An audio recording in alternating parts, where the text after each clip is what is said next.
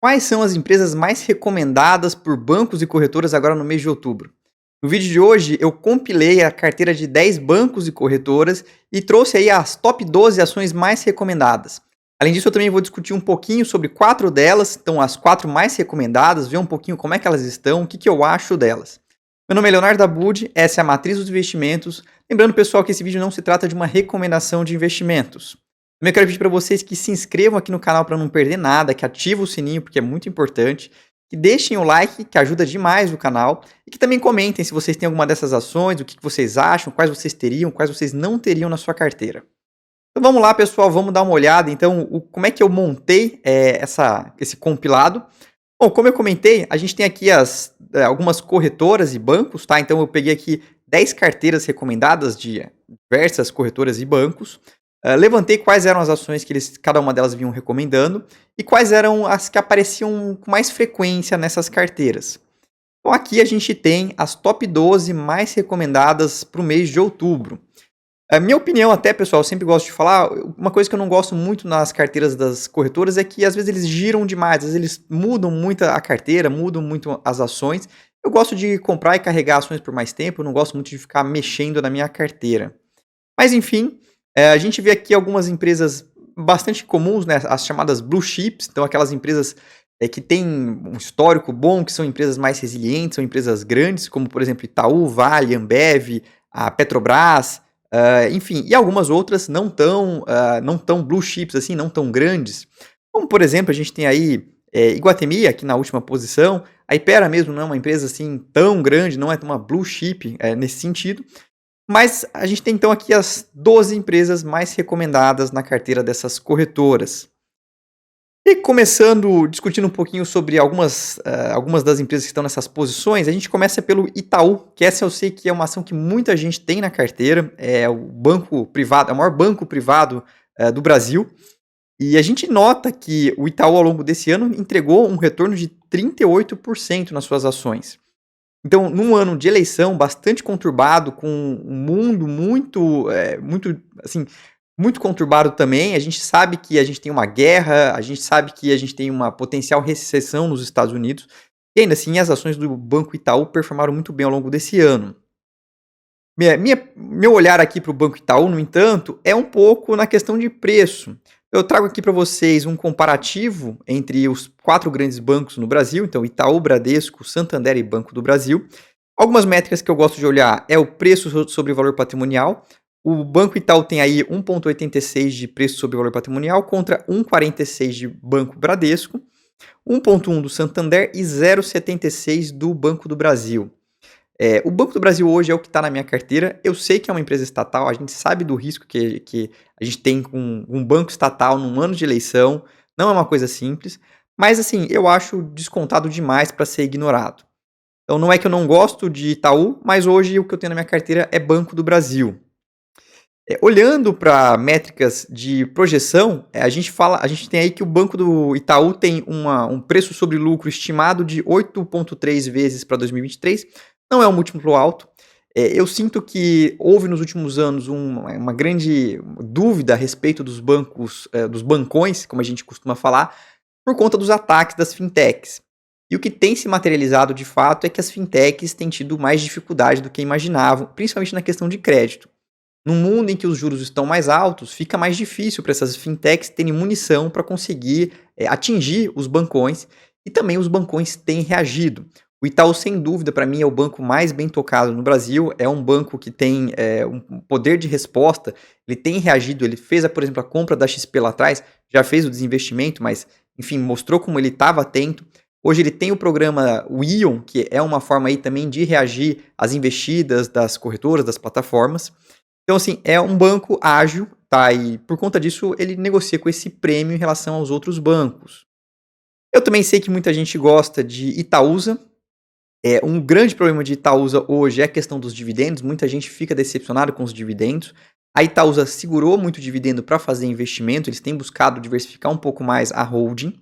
Hoje, no entanto, o desconto de holding está aí na casa dos 25%, que é um desconto de holding elevado para o histórico. Historicamente, o desconto de holding ficava ali na casa dos 16%, 18%. Um desconto de 25% é alto para a Itaúsa. De novo, entendo que muita gente não gosta do fato de que a Itaúsa não tem pago dividendos nos últimos anos, até virou um motivo de chacota na internet, Itaúsa pagando 1 centavo, enfim. A pessoa tem 1.000 ações de Itaúsa, vou comprar uma balinha com os dividendos. Mas, de qualquer jeito, é um desconto considerável e eu acho que a Itaúsa também faz um trabalho muito bom em termos de alocação de capital. Então, não é que aquele dividendo que ela está retendo está indo para o espaço. Ela está fazendo aquisições, ela está fazendo investimentos, e são investimentos bons, investimentos conscientes. Na sequência, a gente tem as ações da Vale. Essa é a segunda ação mais recomendada aí nessas 10 carteiras de corretoras e bancos. A Vale hoje, no ano, ela está caindo 1%. Então, começou o ano aí mais ou menos nos R$ 78, hoje está em R$ 77. Teve o seu momento ali, chegou a bater os R$ 100 quando o minério de ferro estava lá em cima. Mas, por uma questão de desaceleração, principalmente da economia chinesa, algumas dúvidas a respeito da construção civil chinesa, o que eu tenho escutado muito é que existe ainda um estoque grande de aço e minério nos portos da China. Por conta disso, é uma ação que eu fico de fora. Eu tinha Vale, mas uma posição pequena. Mas hoje, no jeito que o mundo está, eu tenho preferido ficar de fora de commodities metálicas. Eu acho que commodities metálicas elas são muito relacionadas à construção civil, à infraestrutura e impacta demais a alta de juros global. Então, hoje, não só o Brasil subiu juros, mas os Estados Unidos subiu juros, os bancos centrais europeus também têm subido juros. E Vale é sempre uma questão de China, que a China deve entregar um crescimento mais fraco ao longo desse ano. Óbvio que quando a gente olha para os múltiplos, a Vale hoje negocia aí a 3,5 vezes EBITDA para 2023, mas é sempre preciso tomar cuidado com commodities. É muito comum que empresas de commodities negociam com múltiplos baixos justamente no período de alta do ciclo. Então, quando a gente está falando de minério de ferro na casa dos 95, $100, ainda é um minério de ferro um pouco para cima. Por conta disso, eu fico de fora de Vale, eu ainda tenho preferido o petróleo dentro das commodities, eu prefiro as soft commodities, e nesse sentido eu prefiro o petróleo no mundo de hoje. A terceira ação que a gente tem aí mais recomendada são as ações da Ambev. Aqui eu trago para vocês o gráfico dos últimos 5 anos das ações da Ambev. Então, nos últimos 5 anos, a Ambev entrega aí menos 23%. A Ambev sempre foi vista como uma blue chip, uma empresa de qualidade, uma empresa resiliente. É uma empresa que tem um market share muito grande, quase que, não diria um monopólio, mas chega muito próximo disso, vamos dizer. Isso faz com que a empresa consiga, por exemplo, negociar muito bem com seus fornecedores, conseguir prazos com seus fornecedores. A gente sabe da cultura Ambev.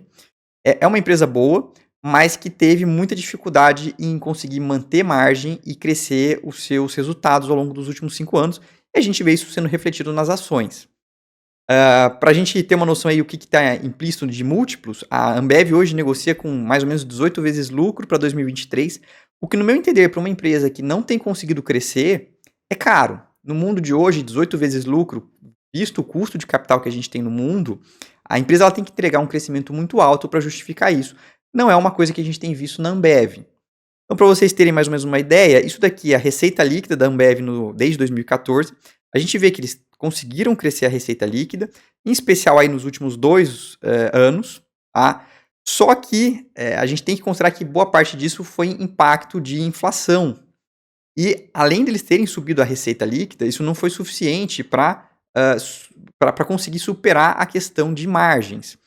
Então, em azul, a gente tem a margem bruta da Ambev. Então, a gente pode notar que desde 2015, mais ou menos, a margem bruta da Ambev tem caído e também levado a margem EBIT, né, a sua margem operacional, seu lucro operacional para baixo.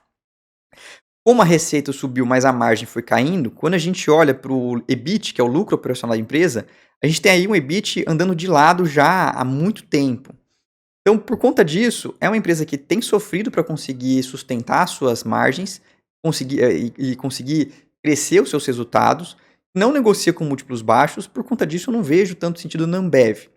Uma das coisas positivas, isso daqui para vocês entenderem, é o preço do milho. Então, não só o milho, mas outras commodities agrícolas subiram demais nos últimos 2 anos. Isso, inclusive, impactou muito a margem da Ambev. E assim, a gente pode ter um recuo do preço das commodities, como vinha acontecendo até mais ou menos julho, 2 meses atrás. Depois o milho voltou a subir. Isso daqui é uma pressão adicional para as margens da Ambev. Assim, se a gente tiver preços de commodities agrícolas recuando, pode dar um alívio, mas por enquanto a gente não tem visto isso. Então, por conta desse cenário em que é uma empresa que tem sofrido para conseguir manter as suas margens, justamente por ela ser quase que um monopólio, ela tem um market share muito grande, isso dificulta a empresa crescer. É como se a gente tivesse ali um tubarão dentro de um aquário. É bem mais difícil ele conseguir crescer, né? Porque ele não tem muito mercado para ganhar, então as pessoas deveriam tomar mais cerveja para a Ambev conseguir crescer, o que é uma coisa um pouco mais complicada. Então, por conta disso, eu não vejo muito sentido do valuation que a Ambev negocia hoje. Na sequência, a gente tem a Hypera. Essa é uma ação bem interessante. Eu participei do Investor Day deles há algumas semanas. No ano, a ação sobe 70%, então, assim, um resultado espetacular da Hypera. É uma empresa, para quem não conhece, do setor farmacêutico, mas, assim, muito voltada para medicamentos, tanto de medicamentos genéricos quanto medicamentos que já não tem mais patente, mas que ela tem a marca, e faz com que a empresa seja muito boa na parte de marketing. Então, por exemplo, eles têm lá a marca Engov, que é uma marca forte nesse segmento. Enfim, a Hypera tem se mostrado uma empresa que nos últimos anos fez decisões mais acertadas. Eles passaram por algumas dificuldades no passado, tanto na parte de governança quanto na parte de acertar o seu modelo de negócio. Então, a empresa no passado ela tinha diversas marcas e produtos diferentes. Então, assim, desde marca de Bombril, né, de Bombril não, de esponja de aço, até, por exemplo, medicamentos. Depois de algum tempo, eles perceberam que o melhor que eles poderiam fazer era se focar nessa parte de medicamentos, foi o que eles fizeram, e a partir disso eles conseguiram adicionar muito valor para a empresa. No entanto, eles tiveram a questão de governança corporativa, casos de corrupção. Nesse último ano, eles conseguiram firmar um acordo de leniência junto com o governo, e isso ajudou muito a destravar o valor da empresa. Quando a gente olha para os múltiplos, não é uma empresa também barata, ela negocia aí com algo como 15 vezes lucro para o ano que vem, mas é uma empresa que entrega crescimento. Então, assim, 15 vezes lucro para uma empresa que tem tudo para crescer entre 15% e 20% a receita nos próximos anos, eu acho que é uma empresa bem interessante ainda. Hoje eu ainda prefiro uma outra empresa farmacêutica, que é a Blau, que essa sim faz parte da minha carteira. Já comentei, inclusive, em alguns outros vídeos, então até vou deixar no final aqui para vocês darem uma olhada. Mas, assim, para mim, 15 vezes lucro para uma empresa que tem crescimento, é uma empresa bem rentável, de um negócio resiliente, eu acho interessante. Tem ainda essa questão de governança corporativa, existe ainda alguns boatos a respeito de potencial aquisição por parte de algum concorrente, né, a Hypera sendo adquirida, mas enfim, a gente não sabe muito bem o que pode acontecer. No entanto, o fato é que é uma empresa que está sendo bem tocada. Eu até trago para vocês, isso daqui foi apresentado no Hypera Day, de como é que eles conseguiram adicionar valor para as marcas em que eles adquiriam.